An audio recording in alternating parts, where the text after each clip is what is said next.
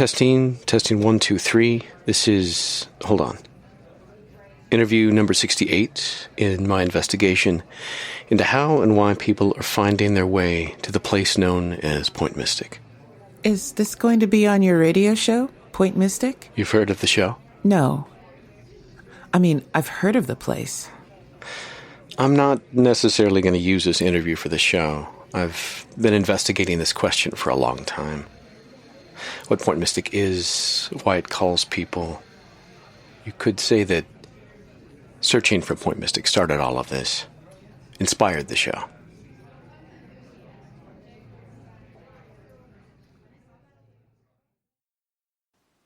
"68 interviews of how people found their way to Point Mystic. So far, the common thread is this. Most people who find this place feel that they've been called here. For what reason, we do not know. It is a mystery that binds us together. To many who come to Point Mystic, it's more than a town. It's a refuge, a place of escape.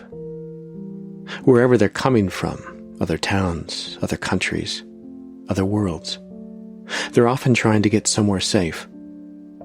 Whatever's happened to them, it's enough to push them away from somewhere that they used to call home, but is no longer. Sometimes they've heard of the legend of Point Mystic and are seeking this place. And sometimes they're simply running away from someplace else and find themselves here. It doesn't matter which. This place doesn't judge. It opens its doors and lets them in. These interviews that my partner Marguerite and I have recorded investigating how people find their way to Point Mystic span back years. A map of our own journey to find the way back to Point Mystic. But we aren't the only ones to have felt the call and found the doorway open. Whatever force is calling people to Point Mystic, it's accelerating.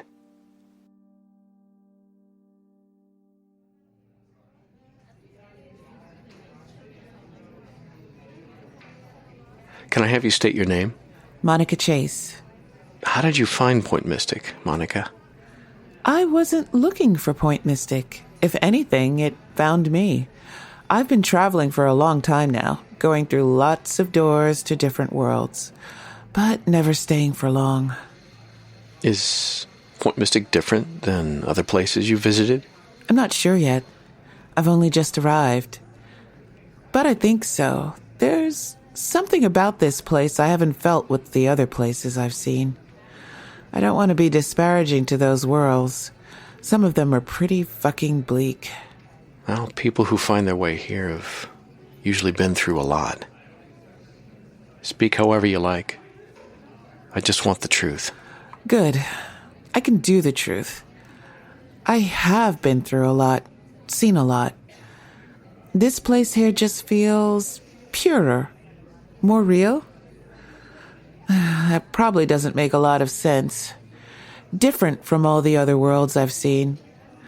I've also had this ability, for lack of a better word, which tells me how long I have left in each world and when I need to leave. What, like a countdown? Yeah. As if I'm on borrowed time when I'm there, and when that time is all used up, I need to get the fuck out of there. What do you think would have happened to you if you'd stayed in one of those worlds beyond the deadline? Good question. Hadn't really thought about it. I've just been running nonstop, and I've never taken the time to even consider it. But I'd have to say, maybe I'd be stuck there. Whatever was letting me go through doors onto other worlds would be stopped, be severed. And that would be it.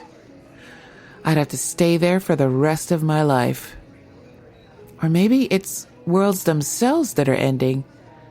And if I think back to that last world where most of the planet was dead, yeah, it's a chilling thought. You aren't the first person to tell me something like this. And you don't sense this feeling with Point Mystic? No countdown?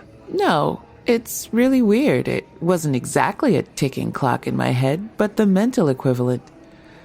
It was always there, letting me know. And now it's just not. It's just gone. Maybe it's a safe place. For now. Are you going to remain in Point Mystic for as long as it feels safe? I don't know yet. I guess we'll see. It's nice to have a fucking choice for once. Does everyone stay? Some people move on. Some choose to stay. If they feel called to. Do you feel called? I don't know. Doesn't really matter if I did. Point Mystic is not what I came searching for through all these worlds. Why were you going through the doors? Good question. I'm looking for someone. The love of my life, Jake. He got lost through a doorway in a place called Ostium. You've seen Ostium? You've heard of it? The empty town of doorways in Northern California? Yeah, I've been there. Investigating the supernatural is what our radio show was about. Maybe you can help me then. We were in this dark place fighting for our lives, and Jake had rescued what we thought was a monster, but was in fact a helpless thing that didn't know what was happening to it. And it's so fucking stupid. Jake opens up a doorway to bring us back to Ostium. It took everything he had left in him to do it. He sent me and that poor fucking thing back through the doorway, and he didn't leave any strength left for himself. Jake tried to bring himself through the door. He tried. He screwed it up. The door closed on him, and now he's lost out there somewhere, in time. He's disappeared on me a few times in the past, and I wasn't fucking having it this time. So I went after him. I went through another doorway. I didn't care to where or how dangerous. And I went after him. And I've been trying to find him ever since. I'm sorry. I almost lost my son Fox through a doorway. I would have done the same thing. Jumped right down the rabbit hole after him if he hadn't come out of it. If you considered if Jake might have ended up here in Point Mystic? Not until you just said that. I guess it's possible. I'd look for him here.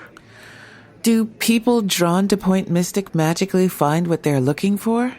No. No, they don't. But they usually find what they need. So, how should I look? Start walking around town? Put up wanted flyers? Yell his name from the fucking mountaintops?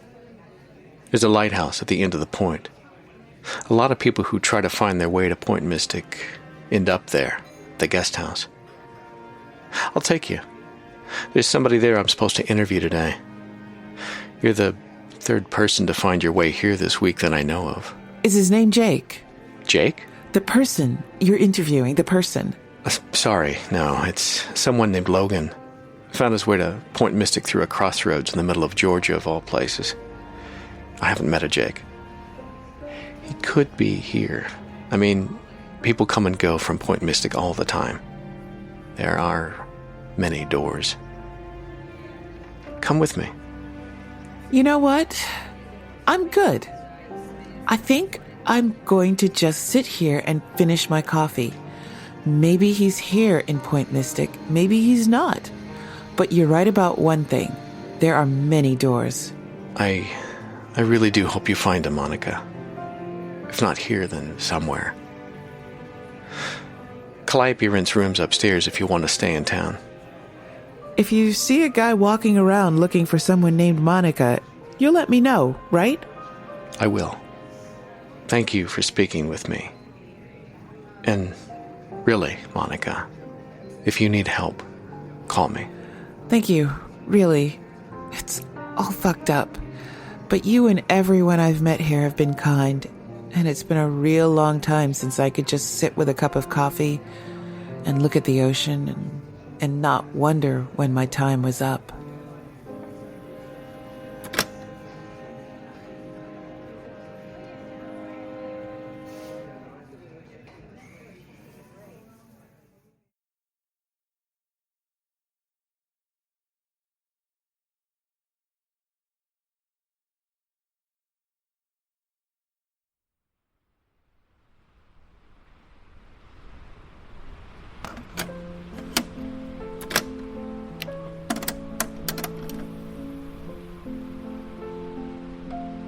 Testing.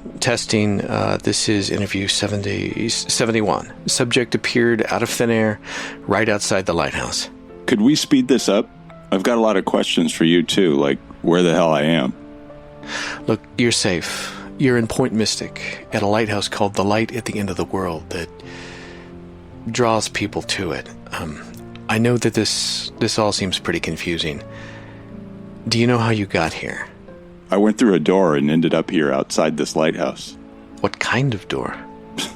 Standard bathroom door in an abandoned McDonald's. Does that usually happen when you go through doors? Normal people, not so much. Me, par for the course. It's kind of my thing. I'm a time traveler of sorts, and traveler of many worlds at this point, I guess. In the past 24 hours, the time's kind of blurring for me right now. I've gone through so many doors and visited so many places I can't keep count. This place is definitely nicer than most I've seen. So you weren't looking for it? No, not exactly. But it does feel like something was leading me here, if that makes any sense. Do you know what that is? A sensation that's been pulling me forward. I knew it was real as soon as I arrived because it stops here. This place is not like the others. It's freeing, unencumbered. It's hard to put into words exactly, and not all those places I went through were necessarily bad, though some of them definitely had their downsides. Like the guy who went kind of crazy at the end and wanted to kill me. But this place, even if I haven't been here very long, I can tell things are different. I know it's a weird way to put it, but I feel at home here. There's also one other big change. What's that? I don't have to leave. The thing that's been calling me, it's here. Is it this place? It might be. Is your name Jake? Yes. How did you know? I think you should come with me.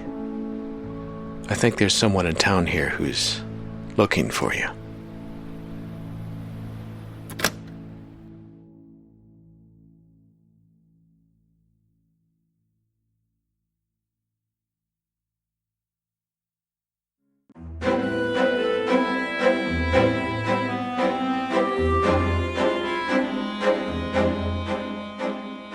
We are Christopher Reynaga, Marguerite Croft, and Fox.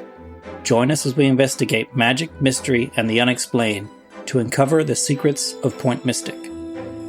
Point Mystic is a very special story that goes beyond a normal podcast. It is made with love and curiosity and mystique. It is a show that will lead you to places you never knew you wanted to go.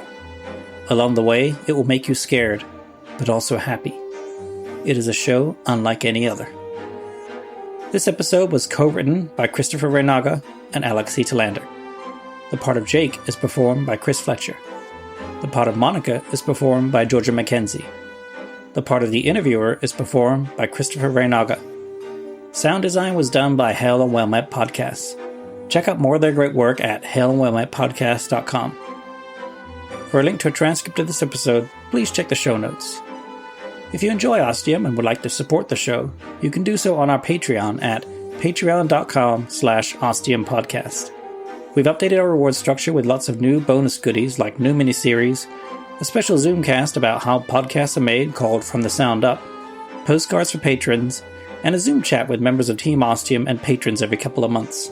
You can find all this and more at patreon.com/ostiumpodcast.